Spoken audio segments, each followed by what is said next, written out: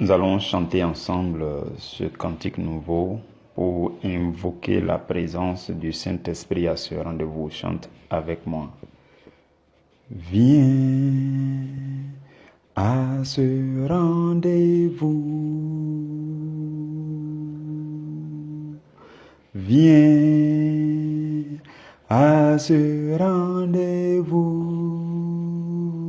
Oh, viens à ce rendez-vous.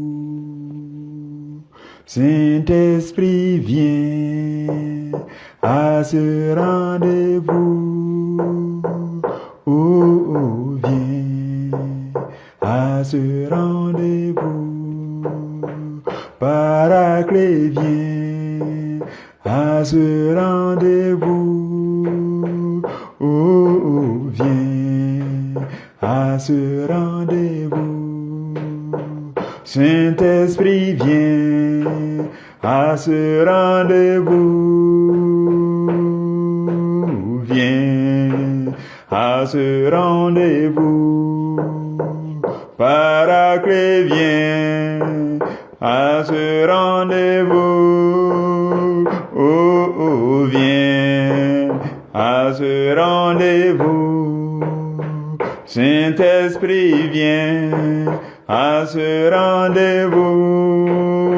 Roi des rois, viens à ce rendez-vous. Consolateur, viens à ce rendez-vous. Oh, viens à ce rendez-vous. Paraclet, viens à ce rendez-vous. Oh Seigneur, viens à ce rendez-vous. Seigneur Jésus, viens à ce rendez-vous. Oh, viens à ce rendez-vous. Oui, Saint-Esprit, viens à ce rendez-vous. Oh oui, viens à ce rendez-vous. Merci Saint-Esprit pour ta présence fidèle jour après jour. Merci encore pour ta présence en ce jour. Merci de ce que tu disposes, mon frère, ma sœur, chacun en son endroit. Merci de ce que ta présence dispose déjà l'atmosphère spirituelle de l'endroit où chacun se trouve. Merci Saint-Esprit, nous bénissons ta présence, nous magnifions le nom du Dieu éternel dans ta présence, nous célébrons le nom de Jésus-Christ dans ta présence et nous sommes dans la joie de passer ce moment avec toi, de tendre l'oreille de nos cœurs vers toi pour recevoir de toi. Saint-Esprit, instruis-nous. La Bible déclare dans 1 Corinthiens chapitre 2, verset 11, que de la même façon que c'est par l'esprit de l'homme que nous comprenons les choses de l'homme, c'est de cette même façon que il faut l'esprit de Dieu pour comprendre les choses de Dieu. Nous sommes ici aujourd'hui parce que nous avons soif de découvrir les choses de Dieu. Nous voulons découvrir, nous voulons nous abreuver de tout ce qui vient de notre Créateur qui nous a envoyés en mission sur la terre, qui connaît nos vies, qui sait pourquoi il nous a envoyés en mission et qui connaît notre présent, qui connaît notre futur, qui connaît tout ce qui vient devant nous, qui connaît ce qui nous attend. Voilà pourquoi nous nous recommandons totalement à lui afin que il nous guide sûrement. Saint-Esprit, nous te bénissons pour ce jour merveilleux.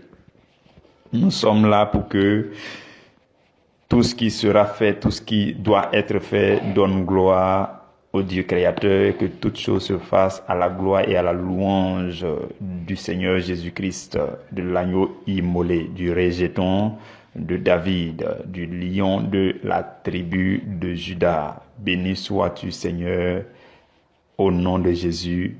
Amen. Frères et sœurs, aujourd'hui est vendredi 18 décembre. Nous allons d'abord partager un sous-thème. Mais avant tout, je voudrais rendre grâce à Dieu pour notre temps de jeûne qui tire vers sa fin parce que nous avons terminé 2 journées.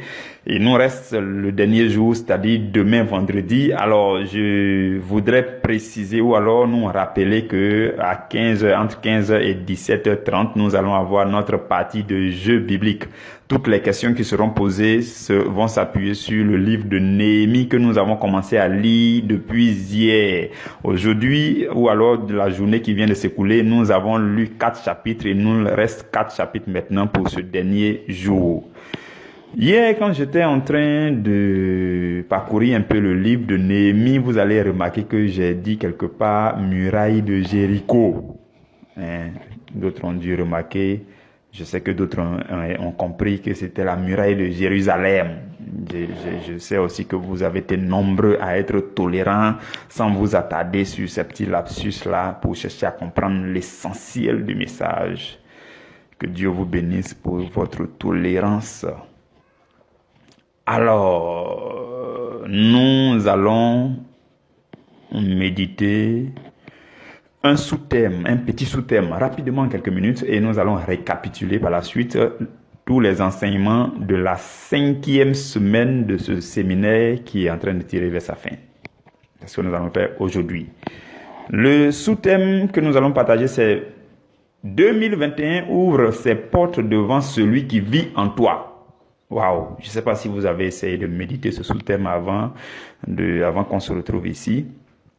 2021 fait quoi? 2021 ouvre ses portes. C'est pas devant toi en tant que tel. Aujourd'hui, le sous-thème d'aujourd'hui va nous apprendre un peu l'humilité. C'est vrai, il faut manifester sa foi, l'autorité spirituelle. Mais il faut le faire avec autorité, avec l'humilité. L'humilité consiste à quoi? L'humilité consiste à reconnaître à tous égards que ce n'est pas de tes forces. Ce n'est pas parce que c'est toi. Ce n'est pas à cause de ton visage. C'est pas parce que tu es pieux, tu es pieuse. C'est pas parce que tu jeûnes. C'est pas parce que tu pries. C'est pas parce que tu médites. C'est vrai que il faut que tu fasses tout ça. Mais c'est pas à cause de toi que 2021 va céder. C'est pas à cause de toi que les démons vont s'écrouler. C'est pas à cause de toi. Non. C'est à cause de celui qui vit en toi. C'est ça l'humilité du chrétien aussi. Le chrétien, vous voyez l'humilité de la même façon que l'orgueil est l'arme la plus redoutable de Satan. De cette même façon, le manteau d'humilité, c'est l'arme défensive la plus puissante aussi du Seigneur Jésus-Christ. La Bible dit que Dieu résiste aux orgueilleux. Mais il fait quoi? Il fait grâce aux humbles. Donc, dans tout ce que nous faisons, on manifeste notre foi, on crie à gauche et à droite, on prie, on fait tout ça. Mais il faut que tu saches que c'est celui qui vit en toi, celui qui est en toi là, c'est lui qui fait tout ça, c'est lui qui est capable, c'est lui que tu dois mettre devant, c'est sur lui que tu comptes, c'est dans la confiance en lui que tu fais tout ça. C'est pas parce que tu as la force. Oui, il faut que ce soit clair dans l'esprit de tout le monde pour qu'on marche dans l'humilité. Parce que souvent l'ennemi nous tend des pièges, Vous allez voir dans des situations où les gens vont vous pousser à montrer votre puissance vous-même. Genre, pour voir vous-même de quoi vous êtes capable. Dans ce genre de situation, il faut les décourager tout simplement en disant que non, c'est pas moi. Si c'est moi seul là, je peux rien faire. C'est plutôt celui qui vit en moi. C'est plutôt celui qui habite en moi. La Bible dit dans 1 Jean chapitre 4, verset 4 que celui qui vit en nous, celui qui est en nous est plus grand que celui qui est dans ce monde. C'est ce que la Bible dit dans 1 Jean 4, verset 4. Donc, il n'est pas question de toi. Oui, je te dis ça aujourd'hui. C'est pas une affaire c'est pas toi. Oui, il faut comprendre ça. Tu as compris. Regarde-toi toi-même et puis, écoute-moi, je te dis, c'est pas toi. C'est pas toi. C'est pas parce que tu es trop intelligente. C'est pas parce que tu es allé à l'école. C'est pas parce que tu jeûnes beaucoup. C'est pas parce que tu pries beaucoup. Quoique tout ça soit important, sache aujourd'hui que c'est à cause de celui qui vit en toi, c'est à cause du Seigneur Jésus, c'est à cause de la puissance de son nom, c'est à cause de son règne qui a été établi en toi, c'est à cause de cela que toutes choses vont te céder le passage. Il faut que tu le saches et que dans ton évolution spirituelle, tu puisses proclamer ça très souvent pour dire ce n'est pas ma capacité. Même la sanctification, ta capacité à jeûner, ta capacité à prier, ta capacité à méditer, ta capacité à te sanctifier ne vient pas de toi. Si ce n'était pas l'aide du Saint-Esprit, Saint-Esprit. Souvenez-vous qu'on a parlé de l'éducation spirituelle de la part du Saint-Esprit. On a dit que la première étape, c'est lorsque l'Esprit se présente à toi comme l'Esprit de crainte de l'Éternel, l'Esprit de sainteté pour t'enseigner la sainteté. Donc, quand tu marches dans la sanctification, c'est pas de tes propres forces, c'est Dieu qui t'aide à parvenir à cela. Donc, il faut reconnaître ça humblement et il faut confesser ça aussi, il faut proclamer, il faut déclarer pour dire, ce n'est pas moi, mais c'est celui qui vit en moi. C'est lui seul qui est capable de le faire. Vous voyez, non? C'est ce que le message clé que je veux faire passer aujourd'hui. Donc, 2021 fait quoi? 2021 ouvre ses portes devant celui qui vit en toi. Les années passées, quand Jésus ne vivait pas bien en toi, là, on a vu comment les années t'ont résisté, les portes des années t'ont résisté. Parce que tu ne laissais pas Jésus vivre en toi, tu veux vivre à ta manière, tu veux faire ce que tu veux t'imposer dans cette vie-là, oubliant que tu es en mission de la part du Créateur. Donc tu veux t'imposer, tu veux faire tes choses toi-même, tu ne laisses pas Jésus vivre en toi, ainsi de suite. Et souvent les années t'ont résisté, les mois t'ont résisté, les semaines t'ont résisté, les jours t'ont résisté, les choses vont mal, ainsi de suite. À compter de maintenant, je veux que tu réalises et que tu déclares et que tu comprennes et que tu proclames que les obstacles vont te céder le passage seulement à cause de celui qui vit en toi. Lisons Psaume chapitre 24, versets 7 à 10. La Bible dit, « Portes, élevez vos linteaux, élevez-vous, portes éternelles, que le roi de gloire fasse son entrée. Qui est-ce, ce roi de gloire? L'Éternel fort et puissant, l'Éternel puissant dans les combats. Portes, élevez vos linteaux, élevez les portes éternelles, que le roi de gloire fasse son entrée. Qui donc est ce roi de gloire? L'Éternel des armées, voilà le roi de gloire. Vous comprenez? C'est quand l'Éternel des armées cherche à faire son entrée que les portes commencent à s'ouvrir, que les portes éternelles commencent à lever leur linteau. Ce n'est pas quand toi tu arrives. Toi, tu es un Kofi, ou bien tu es un Conan, ou bien tu es Yao, ou bien tu es, je sais pas. Toi, ton arrivée, ça fait quoi qui? Non, mais est-ce que l'ennemi même te calcule même? Non, mais quand tu commences à proclamer, à déclarer que non, ce n'est pas moi qui arrive, mais en fait, c'est celui qui est en moi qui est en train d'avancer. Il s'appelle l'Éternel des armées. Il s'appelle le roi de gloire. Et la Bible déclare dans le psaume 24, 7 à 10, que portes et levez vos linteaux. Donc, dès lors, je déclare, portes et levez vos linteaux devant moi. Portes éternelles, ouvrez vos portes devant moi. 2021, ouvre tes portes parce que il faut que le roi de gloire fasse son entrée. 2021, ouvre tes portes, que tes linteaux s'élèvent. Porte de 2021 et levez vos linteaux parce qu'il faut que quelqu'un rentre. Ce n'est pas moi qui rentre, ce n'est pas moi qui rentre, mais c'est celui qui vit en moi qui rentre. Il s'appelle l'Éternel des armées. Il s'appelle le roi de gloire. Il s'appelle le Seigneur Jésus-Christ. Il s'appelle le sauveur de l'humanité. Il s'appelle le crucifié. Il s'appelle le ressuscité. Il s'appelle le puissant. Il s'appelle le Seigneur des seigneurs. La Bible appelle la parole de Dieu. Il est le roi de gloire. Il est l'agneau immolé. Lorsque personne ne fut trouvé digne de s'approcher et de se prendre le livre et d'en ouvrir les sceaux. Dans Apocalypse chapitre 4, et que l'apôtre Jean pleurait beaucoup, et que personne ne fut trouvé digne ni sur la terre, ni dans les cieux, ni dans les airs pour s'approcher et de prendre le livre qui était dans la main droite de celui qui était assis sur le trône. Lorsque c'était le cas, la Bible dit qu'il y a quelqu'un qu'on appelle le lion de la tribu de Juda. Il s'appelle aussi le rejeton de David, l'agneau qui a été immolé. La Bible déclare dans Apocalypse chapitre 5 verset 9 qu'il l'a racheté par son sang pour Dieu. Les hommes de toute tribu, les hommes de toute nation, les hommes de tout peuple et les hommes de toute langue. Et dès lors, il vit en nous, il marche avec nous. Et quand il avance, les portes s'ouvrent et cèdent. C'est comme ça que tu dois parler. Oui. La Bible dit en ta faveur. Et si Jésus vit en toi, tu aimes Jésus davantage, tu médites davantage, tu dois être dans la joie parce que la bonne nouvelle aujourd'hui, c'est que les portes cèdent devant toi. 2021 t'ouvre, te donne accès, te dit, mais il faut rentrer, ce n'est pas toi. Voyez-vous, quand Jésus a dit à ses disciples, allez-y prendre l'anneau, je vais monter dessus pour rentrer à Jérusalem. Vous vous souvenez de cette histoire qui a donné aujourd'hui l'histoire de la fête des rameaux. Donc, quand Jésus était assis sur l'anneau, toi tu es comme l'anneau. Et puis vous avancez. Est-ce que c'était à cause de l'anneau que les gens ont mis les rameaux, les branches d'arbres devant pour que Jésus passe?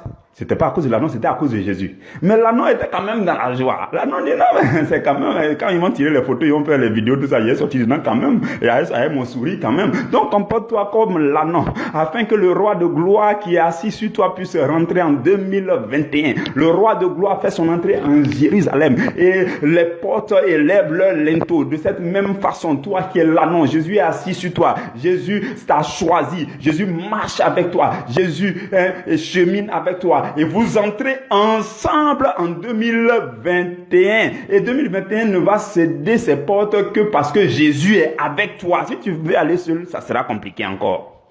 Vous comprenez? C'est le message de ce jour. Je veux que tu marches dans ce message-là. Ce que je veux que tu retiennes principalement, c'est d'abord, premier point, l'humilité. Le fait de déclarer, de reconnaître, d'accepter, de proclamer partout que c'est pas parce que c'est toi, c'est pas par tes propres forces, ce n'est pas toi, non. Non, mais c'est celui qui vit en toi, c'est celui qui t'a aimé et qui a donné sa vie pour toi. C'est lui qui vit en toi. C'est lui qui te fait bouger. C'est lui qui va te transformer en témoignage. C'est lui qui va faire que ton 2021, toute forme de difficulté qui voulait arriver, se transforme automatiquement en témoignage. C'est lui qui va le faire. Il faut le reconnaître, il faut l'exprimer humblement. Jean-Baptiste dit, il faut que moi je diminue et qu'il grandisse. C'est ce que tu dois dire. Je dois diminuer, je dois m'effacer. Il faut que Jésus grandisse en moi. Parce que plus Jésus grandit en moi, les portes s'ouvrent devant moi. Les obstacles cèdent devant moi. Parce que c'est devant Christ que ces obstacles cèdent en réalité. C'est ça l'humilité. Ne faites rien de vos propres forces, s'il vous plaît. Au bout de toutes vos interventions, dites, c'était par la grâce de Dieu. C'était par la force du Saint-Esprit. Ayez cette humilité de le dire chaque fois, régulièrement. Non, ce n'était pas ma force. Non, ce n'est pas ma capacité. Non, on ne peut pas le faire. Non, c'est pas la grâce de Dieu. Non, c'est parce que Jésus peut le faire avec n'importe qui. Il a décidé de faire avec moi. La Bible dit, il fait compassion à qui il veut, il choisit qui il veut. Non, c'est pour ça qu'il fait pour l'instant avec moi. Sinon, ce n'est pas moi. Nous tous, il faut qu'on constate que ce n'est pas moi. Vous devez apprendre à vous exprimer comme ça. Paul dit, ce n'est pas comme si nous avions une capacité venant de nous-mêmes, mais toutes nos capacités au contraire viennent de Dieu. Donc il faut l'exprimer dans l'humilité. Et alors quand tu seras en train d'avancer, s'il y a une résistance, tu dis, ce n'est pas moi qui avançais, chère résistance, ce n'est pas moi qui avançais, mais il y a quelqu'un qui est en moi qui est plus grand que celui qui est dans ce monde. Alors il faut céder. Et quand tu pries comme ça, et que tu t'appuies sur Somme 24, 7 à 10, alors les choses cèdent, les situations difficiles commencent à fléchir, à faire allégeance, parce que celui qui est en toi, il s'appelle sa majesté. Que Dieu vous bénisse, que Dieu vous bénisse et que Dieu vous bénisse. Marchez dans ses paroles,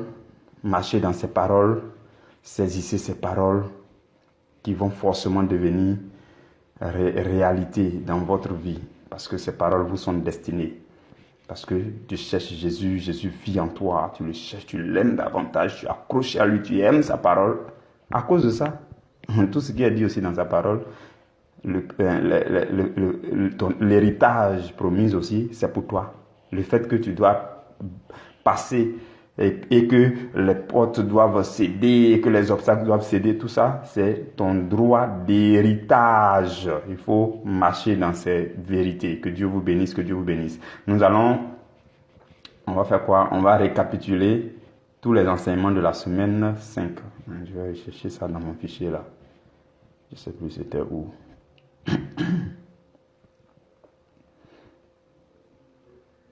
La semaine...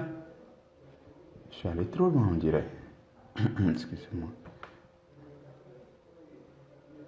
La semaine 6. Oh, d'accord. La semaine 5, voilà. La foi exige le sacrifice. Hier, nous avons récapitulé le thème qui était la foi exige l'obéissance. C'était la semaine 4. Aujourd'hui, nous récapitulons les enseignements de la semaine 5 dont le thème était la foi exige le sacrifice. Souvenons-nous toujours que c'était un ensemble de 7 semaines d'enseignement. Et les 7 semaines d'enseignement là, chaque semaine avait son thème. Mais le thème général, c'était les exigences de la foi. Donc aujourd'hui, nous allons récapituler tous les enseignements que nous avons eus durant la semaine 5. Durant cette semaine 5 là, le thème, c'est la foi exige le sacrifice. Et cette semaine a commencé le lundi 30 novembre. C'était un ensemble de sous-thèmes, un ensemble de 6 sous-thèmes durant cette semaine, depuis lundi jusqu'au samedi. que je vais nous récapituler rapidement. Suivons très bien ensemble. Pour ceux qui ont été là et qui ont écouté ces enseignements, ça va rafraîchir des choses en vous, ça va encore vous édifier, vous fortifier. Pour ceux qui n'étaient pas là, disposez-vous, vous allez recevoir quelque chose de frais. Et qu'au moment venu aussi, où on va chercher à rediffuser ces enseignements, soyez encore disponibles pour pouvoir saisir les détails. Aujourd'hui, c'est un récapitulatif. Le premier sous-thème, c'était qu'est-ce que le sacrifice et que signifie sacrificateur. Voilà, on a commencé par là, comme d'habitude. Il faut qu'on comprenne d'abord la notion de sacrifice avant de pouvoir avancer. Donc c'est là que, par la grâce du Seigneur, nous avons commencé à expliquer ce que c'est que le sacrifice. Et je nous ai dit que le sacrifice, c'est ce qu'on offre à une divinité. Donc, la première notion à retenir, c'est qu'on offre ça à une divinité. C'est quelque chose qu'on offre à une divinité. Si c'est quelque chose qu'on offre, tout simplement, et que ce n'est pas à une divinité, on peut appeler ça offrande. Offrande simple, ou bien don. Mais dès lors que c'est à une divinité qu'on offre et que c'est quelque chose de très précieux, on peut appeler ça, au lieu d'appeler ça offrande, on peut appeler ça aussi sacrifice. Donc, c'est offert à qui? Une divinité. Et c'est un abandon volontaire. C'est quelque chose qu'on donne volontairement. Oui. Il y a cette précision-là aussi. Donc, deux choses clés à retenir à propos du sacrifice. C'est offert à une divinité et c'est de façon volontaire. Voilà, retenez ces deux choses-là pour l'instant par rapport au sacrifice. À la définition même du sacrifice. De façon volontaire, pourquoi? Parce que quand vous égarez quelque chose qui vous coûte cher, vous perdez la chose. Dans tous les cas, vous vous séparez de la chose. Quand vous sacrifiez quelque chose aussi, vous vous séparez de la chose. Dans tous les cas, vous abandonnez la chose. Mais le cas où c'est agréable, c'est où vous décidez volontairement de donner la chose à une divinité. C'est ça qui est agréable. Sinon, et ce jour-là, je nous ai dit que de façon étrange, je l'avais constaté dans ma propre vie, dans ma vie ancienne, que tout ce que je refusais de donner à Dieu là, je me rends compte que presque la même somme, quand c'est l'argent, presque la même somme va rentrer dans n'importe quoi les mois qui suivent. Soit c'est maladie, bon, moi mon cas forcément c'était pas maladie, ou bien j'égare une somme, ou bien ou bien je donne à quelqu'un, ou bien je fais une dépense bizarre et puis je me rends compte que c'est parti. Bon, ça c'était mon cas personnel il y a déjà des années de cela. Et ça, vous pouvez aussi le remarquer chez vous. Tout ce que vous refuserez de donner à Dieu, alors que Dieu le demande, vous sentez en vous-même que c'est pour Dieu. Il faut que vous donniez à Dieu, c'est pour Dieu. Si vous refusez de donner, vous prenez le risque de perdre ça. En tout cas, dans les mois qui vont suivre. Je ne sais pas si vous avez remarqué ça chez vous-même, mais c'est quelque chose de réel. Pour éviter ça, il faut donner volontairement quand c'est pour Dieu. Quand Dieu lui-même te demande, quand c'est pour Dieu, il ne faut pas retenir, il faut donner. Sinon, tu cours le risque de perdre certaines choses. Ou alors, tu cours le risque de dépenser ça dans les situations de maladie, les enfants tombent malades, les choses comme ça. C'est bizarre, hein? Mais quoi qu'il en soit, tu finis par perdre. Là où c'est agréable, c'est là où tu donnes volontairement. Mais là où tu es forcé à dépenser là, ce n'est plus agréable. C'est quoi le but d'un sacrifice? Ça aussi, on a parlé de ça. Je nous ai dit que le but d'un sacrifice, c'est de tisser une alliance ou bien de se maintenir dans une alliance. Donc, le sacrifice peut permettre de démarrer une alliance, de commencer une alliance, de contracter une alliance. Et ça peut aussi permettre, quand on fait, après la première alliance, quand on continue de faire les sacrifices, ça nous permet de nous maintenir dans l'alliance. Ça permet aussi de réviser les clauses d'une alliance, ainsi de suite. Et quand vous lisez Hébreux chapitre 8, verset 6, la Bible dit que Jésus est le médiateur d'une alliance plus excellente qui a été établie sur les meilleures promesses. Donc, quand Dieu devait passer de l'ancienne alliance à la nouvelle alliance, il a fait quoi? Il a opéré un sacrifice, le sacrifice de Jésus. Voilà. Donc, le sacrifice permet d'initier une nouvelle alliance ou bien de réviser, reformuler, passer à une nouvelle forme d'alliance, ainsi de suite. À quand remonte l'histoire du premier sacrifice? Ça aussi, on a parlé de ça pour que ce soit un peu clair dans l'esprit de tout le monde. Nous avons pris deux passages bibliques. Nous avons parlé de l'histoire du premier sacrifice que la Bible retrace un peu plus de façon détaillée. C'est l'histoire de Abel et de Caïn. Genèse chapitre 4, verset 3 à 4. La Bible dit qu'au bout de quelque temps, Caïn fit à l'Éternel une offrande des fruits de la terre. Le verset 4 dit, et Abel de son côté en fit une des premiers-nés de son troupeau et de leur graisse. L'Éternel porta un regard favorable sur Abel et sur son offrande. Donc quand vous lisez cette histoire-là, vous découvrez de façon détaillée la première histoire, la première fois où la Bible parle de façon détaillée du sacrifice. Maintenant, on a poursuivi pour dire que non, en fait, en réalité, c'est pas là que la Bible parle de la première fois du sacrifice. De façon détaillée, où on dit non, Caïn a offert le fruit de la terre, Abel a offert le premier-né de son troupeau de façon détaillée. Et leur graisse, vous voyez, qu'est-ce qu'on offre, comment on offre, qu'est-ce qui est agréable à Dieu. Là où c'est détaillé, c'est Genèse 4, verset 3 à 4, la première fois. Mais, en réalité, l'histoire du premier sacrifice remonte jusqu'au jardin d'Éden, mais ce n'était pas détaillé. Parce que dans Genèse chapitre 3, verset 21, la Bible dit que l'Éternel Dieu fit à Adam et à sa femme des habits de peau. Le mot peau, c'est la peau des animaux. Donc, pour qu'un animal, on prenne sa peau pour habiller Adam et Ève, il a fallu tuer cet animal. Donc, de là, ce verset révèle que Dieu a été lui-même le premier à faire le premier sacrifice. On ne sait pas si c'est Dieu lui-même, ou même si c'est les anges, ou même si c'est la cour céleste, on ne sait pas. Mais en tout cas, depuis le jardin d'Éden, il y a eu le premier sacrifice parce qu'on a pris la peau de ces animaux pour habiller Adam et Ève.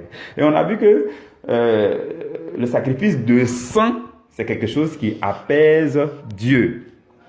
Bon, donc tout ça, c'était pour comprendre la notion de sacrifice. C'était le premier jour.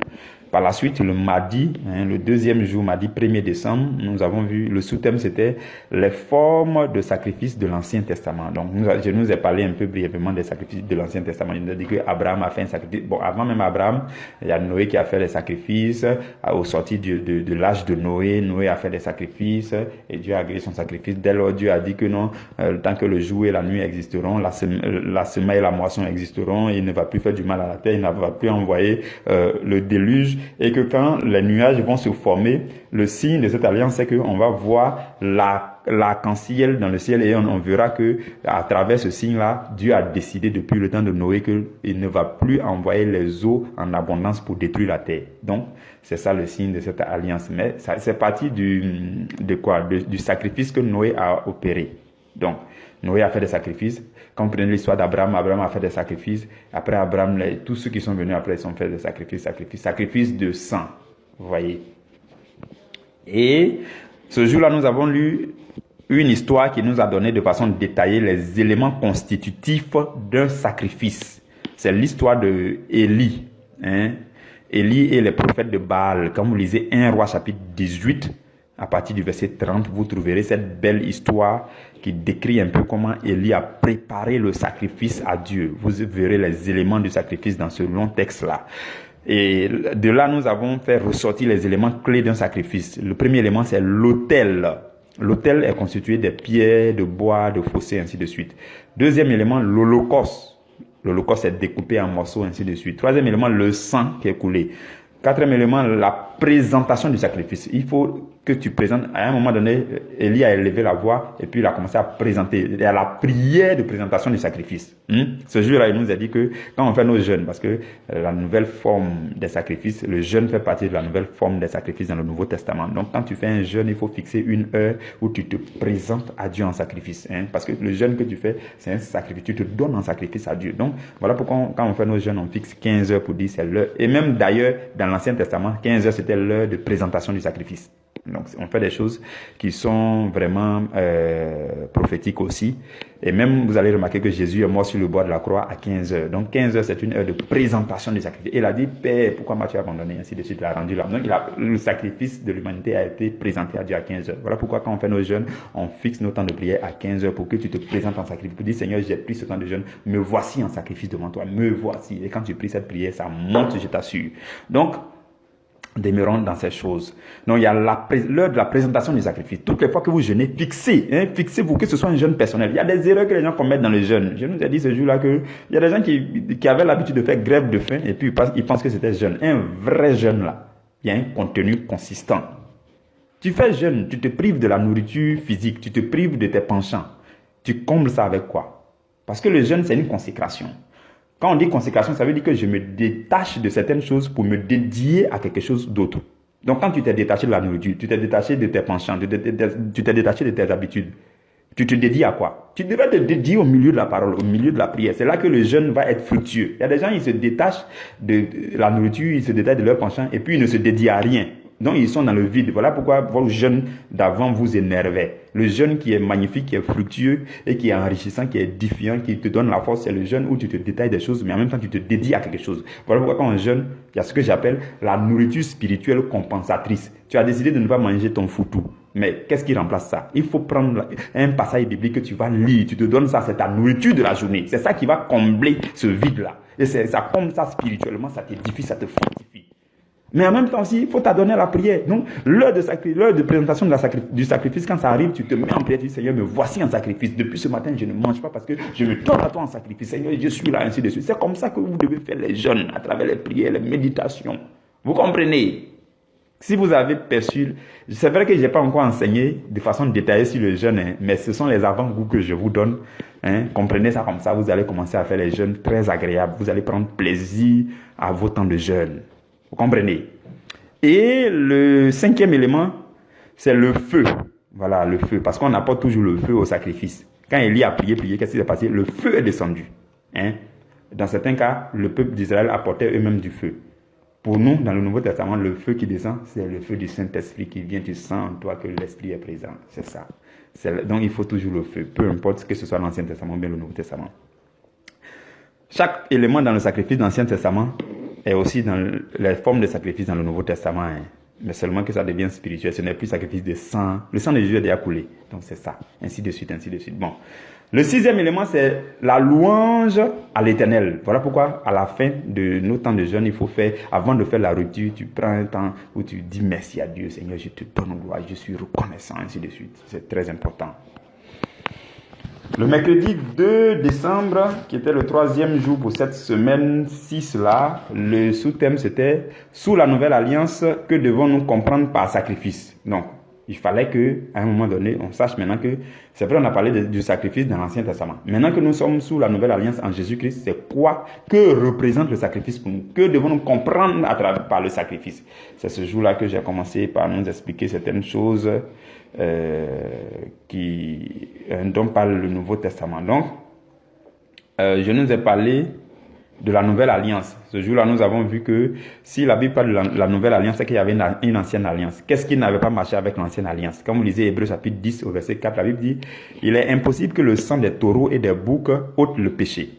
Hein? » Et la Bible dit au verset 6 « Dieu n'a agréé ni les holocaustes ni les sacrifices pour le péché. » Donc, tout ce qui s'est passé dans l'Ancien Testament, c'était bon, c'était beau, mais ça ne pouvait pas ôter le péché du monde. Ça ne peut pas effacer ton péché. Voilà pourquoi Dieu a décidé de passer à une nouvelle forme d'alliance. Et comme vous lisez le verset 11 de Hébreux chapitre 10, la Bible dit « Tandis que tout sacrificateur fait chaque jour le service et offre souvent les mêmes sacrificateurs qui ne peuvent jamais ôter les péchés. » Qui ne peuvent pas faire quoi? Jamais ôter les péchés. Donc, à cause de toutes ces choses sur l'ancienne alliance, Dieu a décidé de transformer en une nouvelle alliance.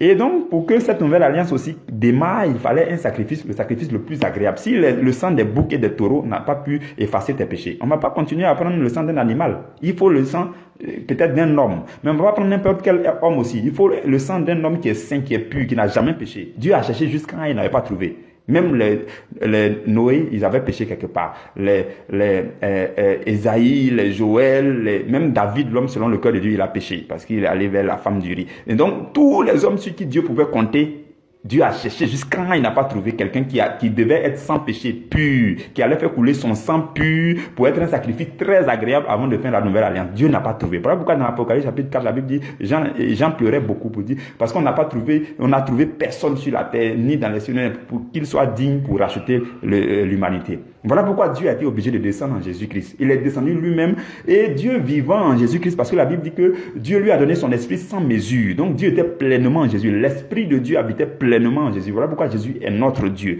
Donc Dieu vivant en Jésus, Jésus aura toute cette capacité de vivre sans péché, de dire non au péché, d'être sans péché. Donc son sang qui a coulé est un sang pur. C'est le sacrifice le plus agréable qui puisse ôter, effacer tes péchés et mes péchés. Vous avez compris la profondeur de ces choses. Ce sont des grands mystères. Vraiment, je pense qu'il y a lieu qu'on s'attarde vraiment sur ces choses, mais tel que le Saint-Esprit nous dit maintenant, je sais aussi que ça peut déjà prendre place. Et l'Esprit de Dieu, comme Jésus l'a dit, il va vous conduire dans toute la vérité. Donc, c'est ce qui s'est passé. Le sacrifice agréable, magnifique, le sacrifice le plus agréable va s'opérer. C'est le sacrifice de Jésus sur le bois de la croix. C'est ce qui va te donner, va racheter toute l'humanité. Donc, c'est un sacrifice aussi qui est offert une seule fois. Parce que Hébreux chapitre 10 au verset 12, la Bible dit que Christ, après avoir offert une seule fois le sacrifice pour les péchés, un seul sacrifice pour les péchés, c'est assis pour toujours à la droite de Dieu. Donc, c'est un seul sacrifice. Jésus est mort. Pour ce qui concerne le sacrifice de sang, où on dit sang coule là. Jésus a déjà fait, c'est fini. Il ne faut pas tu aller te tuer. Il faut arrêter. Il y a d'autres formes de sacrifice. Il faut jeûner, il faut prier tard la nuit. Il y a plein d'autres formes de sacrifice. Il faut te mettre dans le service de Dieu. Il faut donner ce que tu as dans l'œuvre du Seigneur. Il faut contribuer. Tout ça, c'est le sacrifice. C'est ce que tu dois faire maintenant. Il ne faut plus aller, ils vont couler ton sang. Le sang de Jésus a déjà coulé. Vous avez compris. Et je nous ai dit aussi que le sacrifice de la nouvelle alliance est opéré par Dieu lui-même en Jésus-Christ et avec Jésus-Christ. Parce que la Bible dit dans Hébreux chapitre 9, verset 12, dans Hébreux 8, verset 1, qu'il est le souverain sacrificateur. Et c'est lui le souverain sacrificateur. Et dans Hébreux 9, verset 12, la Bible dit qu'il est entré dans ce sanctuaire saint-là, non pas avec le sang des boucs et des taureaux, mais avec son propre sang. Donc, il est l'agneau, il est l'holocauste et puis il est le sacrificateur en même temps. Donc, c'est toutes ces choses qui ont fait que la nouvelle alliance a été tissée. Donc, c'est une alliance meilleure, une alliance avec les meilleures promesses aussi. Parce que Hébreux 8, verset 6 dit, Christ est le médiateur d'une alliance plus excellente qui a été établie sur les meilleures promesses. Donc, nous sommes à la bonne ère, à la bonne période où les choses sont les meilleures maintenant. Les promesses sont les meilleures promesses parce que c'est un sacrifice plus excellent. Il est le médiateur d'une alliance plus excellente. Vous comprenez? Et ce jour-là, je nous ai dit que Hébreux 10, verset 18 nous donne une grande révélation. Je préfère m'attarder dessus et puis aller rapidement sur les autres points. Donc, Hébreux 10, verset 18 dit, là où il y a pardon des péchés, il n'y a plus d'offrande pour le péché. Ce jour-là, je nous ai interpellé pour dire, il ne faut pas que quelqu'un va penser que comme il est dans ce péché, il est en train de faire, et puis prendre l'argent pour aller donner offrande, et puis non, c'est l'offrande là qui va faire que Dieu va pardonner ses péchés. La Bible dit, là où il y a déjà pardon des péchés, il n'y a plus d'offrande pour le péché. Si tu as péché là, le seul moyen pour que tes péchés soient pardonnés, c'est de confesser tes péchés. La Bible dit dans 1 Jean chapitre 1 verset 9, je crois, que si nous confessons nos péchés, il est fidèle et juste pour nous les pardonner et pour nous purifier de toute iniquité. C'est pas parce que tu es dans le péché et que tu es parti donner l'offrande à l'église que tes péchés sont effacés. Non, il n'y a plus d'offrande pour le péché. Avant, dans l'Ancien Testament, on disait, il faut envoyer un sacrifice pour le truc, comment dire, pour tes vœux, pour les choses comme ça. Ça, c'était dans l'Ancien Testament. Mais maintenant, les péchés ont été pardonnés. Si tu veux saisir le pardon de tes péchés, tu vas juste confesser devant le Seigneur Jésus et tes péchés sont pardonnés. Tu n'as pas besoin d'aller donner l'argent pour que tes péchés soient pardonnés. Toutefois, il faut donner l'argent pour l'œuvre du ministère, il faut donner l'argent en tant qu'offrande, il faut donner l'argent en tant que en tout cas pour une autre raison, pas pour qu'un quelconque péché soit effacé. Vous avez compris? Donc ça, j'ai juste relevé ce point-là rapidement et puis on a continué. Et voilà. Vers la fin de ce jour, nous avons vu en quoi consiste réellement le sacrifice. C'est-à-dire que pour vous et pour moi maintenant, que devons-nous retenir du sacrifice? Nous sommes dans la nouvelle alliance. C'est quoi le sacrifice pour nous? Et rapidement, en quelques points, je nous ai dit que il s'agit d'abord de dédier ta vie à Jésus. Oui, il faut donner ta vie à Jésus. Tu donnes ton cœur à Jésus. Ça passe par quoi? La nouvelle naissance. C'est la nouvelle naissance qui fait que tu adhères à la nouvelle alliance. Vous avez compris? C'est ta nouvelle naissance, où tu acceptes Jésus comme ton Seigneur, ton Sauveur, et puis tu confesses de ta bouche qu'il est le Seigneur, et que tu crois dans ton cœur que Dieu l'a ressuscité dans tes morts. Quand tu finis de dire tout ça, alors tu viens d'adhérer à la nouvelle alliance. Par la suite, tu continues l'obéissance. L'obéissance, tout ce que tu entends dans les prédications, tu obéis. Et ta vie spirituelle commence à grandir. On parle de sanctification, de croissance spirituelle.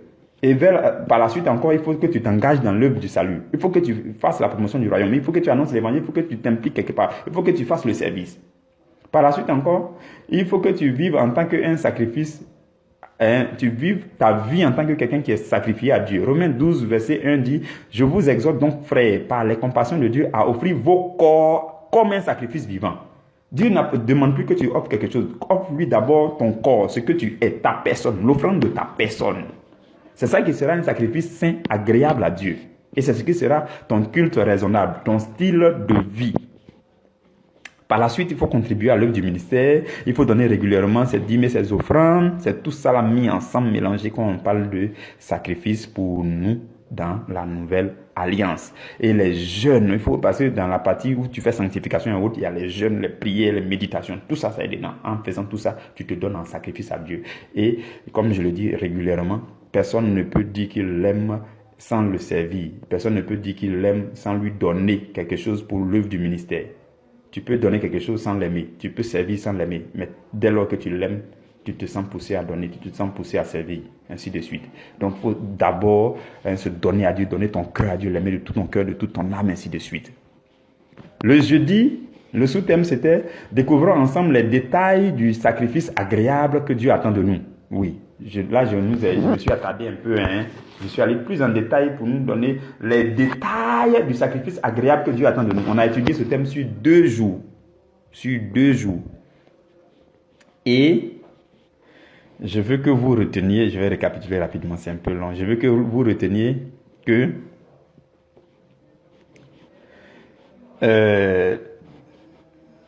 la première chose, c'est le sacrifice de ce que vous êtes. Et le sacrifice de ce que vous êtes commence par donner votre cœur à Dieu. Proverbe 23-26 dit « Mon fils, donne-moi ton cœur, et que tes yeux se plaisent dans mes voies. » Donc, si tu veux te donner à Dieu, ça commence par ton cœur. Donc, le sacrifice agréable, c'est d'abord le sacrifice de ton cœur. Le sacrifice agréable aussi consiste à t'appliquer à rechercher la lumière qui va éclairer ton cœur. Parce que tu as donné ton cœur à Dieu. Ça veut dire que ton cœur doit rentrer dans la lumière de Dieu. Donc tu cherches la lumière à travers quoi? Les méditations, la lecture de la Bible régulièrement. C'est pour ça que Éphésiens 1, verset 17 dit « Afin que le Dieu de notre Seigneur Jésus-Christ, le Père de gloire, vous donne un esprit de sagesse et de révélation dans sa connaissance. » Et le verset 18 dit « Et qu'il illumine les yeux de votre cœur. » Donc si tu donnes ton cœur à Dieu, Dieu va illuminer les yeux de ton cœur à travers les révélations profondes de la parole, la connaissance de Dieu. Vous avez compris. Un autre élément pour comprendre le sacrifice agréable, c'est que le sacrifice agréable consiste à vous investir dans la méditation de la parole. Tu médites et tu reçois beaucoup la lumière. Josué 1, verset 8 dit, tu dois méditer la parole jour et nuit. Il dit que ce livre de la loi ne s'éloigne point de ta bouche, médite-le jour et nuit. Donc, que ce soit le jour, que ce soit la nuit, trouve du temps, médite la parole de Dieu à fond. Tout ça, ce sont des sacrifices agréables. 4e point d'un sacrifice agréable consiste à faire totalement confiance en Dieu. Tu t'abandonnes totalement, tu lui fais totalement confiance. Ce jour-là, il nous a donné ce petit secret. Et je nous ai dit, Proverbe 29, verset 25 dit, la crainte des hommes tend un piège, mais celui qui se confie en l'Éternel est protégé. Donc la confiance en Dieu est une protection solide et inébranlable. Par contre, la crainte est un piège devant toi. Donc arrête de craindre à tout bout de champ. Mets ta confiance totale en Dieu et puis ça sera pour toi une protection infaillible. Et le 5e point des sacrifices agréables, c'est que un sacrifice agréable consiste en l'obéissance pure, l'obéissance radicale. Pierre était le modèle d'obéissance radicale. Lisez de la Bible dans Luc chapitre 5 au verset 5. Jésus a dit, il faut jeter ton filet de ce côté de la barque. Pierre dit, on a pêché toute la nuit, on n'a rien pris, mais sur ta parole, j'obéis. Et il a pris une grande quantité de poissons. Lisez encore Matthieu chapitre 17, verset 27. Vous allez découvrir que quand Jésus devait payer l'impôt et puis les gens ont parlé, Jésus a dit à Pierre, va à la mer, jette la maison. Joe, ça c'est compliqué entre nous.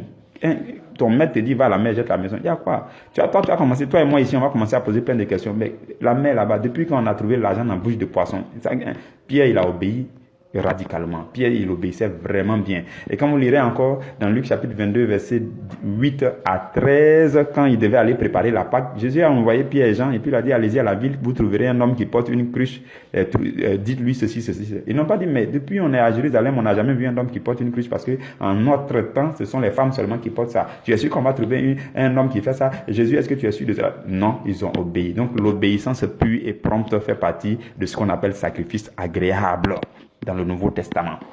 6e point, c'est qu'un sacrifice agréable aussi, c'est le fait de faire le service avec la mentalité d'un missionnaire. Dieu t'envoie une mission sur la terre, donc Si tu veux être un sacrifice agréable à Dieu, tu te dis, je n'ai pas le choix que d'intégrer un ministère, d'intégrer une communauté, de faire le service de Dieu, parce que je suis en mission sur la terre. Je ne peux pas accomplir la mission là dans ma chambre ou même dans ma maison sans intégrer une communauté. Donc, dès lors que tu épouses ce genre de mentalité, tu es missionnaire pour Dieu, tu intègres quelque part. Luc 9, verset 1, Jésus a envoyé les 12 en mission. Il dit, allez-y, il leur a donné force et pouvoir et puis ils sont partis. Luc 10, au verset 1 encore, il a pris 70 autres personnes et puis il leur a envoyé en mission. Jésus est venu pour nous envoyer en mission. Voilà pourquoi quand il partait au ciel, dans Matthieu chapitre 28, verset 18 à 20, il a dit à ses disciples, voici la grande commission, allez par toutes les nations, faites de toutes les nations les disciples, ainsi de suite. Donc, Jésus nous envoie en tant que missionnaire sur cette terre. Tu es chrétien, tu es missionnaire. Faut pas, tu vas continuer à traîner. Intègre-toi quelque part, on va t'apprendre comment faire le ministère et puis tu vas découvrir que c'est là qui est ta place en tant que missionnaire. Et dans Actes chapitre 1, verset 8, Jésus leur a dit, ne vous éloignez pas de Jérusalem, attendez, il y a une puissance qui va descendre sur vous. On l'appelle ça la puissance du Saint-Esprit. Et alors vous serez mes témoins, non seulement dans la Judée, dans la Jérusalem, dans la Samarie, jusqu'aux extrémités de la terre. Donc nous sommes des missionnaires, on doit être en mission sur toute la planète Terre pour la gloire du Seigneur Jésus-Christ. C'est ça qui est un sacrifice agréable. Il faut noter tout ça et puis il faut appliquer, s'il te plaît. Septième point pour un sacrifice agréable, c'est le fait de partager la bonne nouvelle autour de toi, le fait d'évangéliser, d'inviter un frère, de partager un pain, de partager une bonne parole, ainsi de suite. Tout ça, c'est en le faisant, tu deviens un sacrifice agréable. Je nous ai parlé aussi des bénéfices qui sont rattachés au sacrifice agréable. Oh, il y en avait beaucoup, hein? Je les cite rapidement. Le premier bénéfice, c'est le fait que la Bible dit « Béni soit l'homme » dans Jérémie 17, versets 7 à 8. Béni soit l'homme qui se confie dans l'Éternel et dont l'Éternel est l'espérance. Il est comme un arbre planté près des eaux et qui étend ses racines vers le courant. Il n'aperçoit point la chaleur quand elle vient et son feuillage reste vert. Dans l'année de la sécheresse, il n'a point de crainte. Il ne cesse de porter de fruits. Tout ça, c'est le package, l'héritage de tous ceux qui se donnent en sacrifice. Deuxième point, vous commencez... l'autre bénéfice aussi se trouve dans Luc chapitre 5 parce que quand Pierre a lancé le filet, il a pris une grande quantité de poissons. Ensuite, vous pouvez lire encore dans Exode 23, versets 25 à 26, vous allez voir que là-bas, la Bible dit, vous servirez l'Éternel, votre Dieu, et il bénira votre pain et vos eaux, et j'éloignerai la maladie du milieu de vous. Donc, la bonne santé, la santé divine, tout ça, c'est le partage de tout cela qui sont un sacrifice agréable à Dieu. Oh, 47. Bon, je vais sauter tout ça. Par la suite, le vendredi, nous avons continué sur ce même thème, mais nous avons parlé du sacrifice de ce que tu as. Donc, on a parlé de comment est-ce qu'il faut donner ces dîmes, ces offrandes. On a donné les détails là-dessus. On a parlé des choses intéressantes, que quand tu découvres, ça t'encourage à donner ta dîme sans souci, quoi. Et puis tu comprends la chose. Beaucoup ne font pas certaines choses parce qu'ils ne comprennent rien à cela. Et puis après, ils ne sont pas bénis. Ils se demandent qu'est-ce qui fait qu'ils ne sont pas bénis. Toute la parole de Dieu dit comment est-ce que tu dois donner, comment tu dois procéder. Ce jour-là, il nous a donné Deutéronome chapitre 16, verset 17, où la Bible dit chacun doit donner en fonction selon les bénédictions que l'Éternel nous accorde. Donc, si tu as un salaire de 100 000, il ne faut pas aller te jouer les dangereux pour donner offrande de 50 000. Pardon. Enlève la dîme de 10 000 là seulement, il faut donner. De temps en temps, tu fais offrande 500, offrande 1000 francs. Tu seras béni. Dieu va te bénir de façon croissante. Il ne faut pas aller te jouer les dangereux. Ces choses-là, on a besoin de comprendre ça dans les détails. Parce que ta fidélité, quand tu as un petit salaire, va faire que Dieu va augmenter, va te faire grandir progressivement et puis tu seras béni. Les gens ne sont pas bénis tout simplement parce que la dîme du Seigneur, là, il bouffe ça. Ce n'est pas pour toi. C'est l'argent de Dieu qui passe entre tes mains. Il faut envoyer dans l'œuvre du ministère.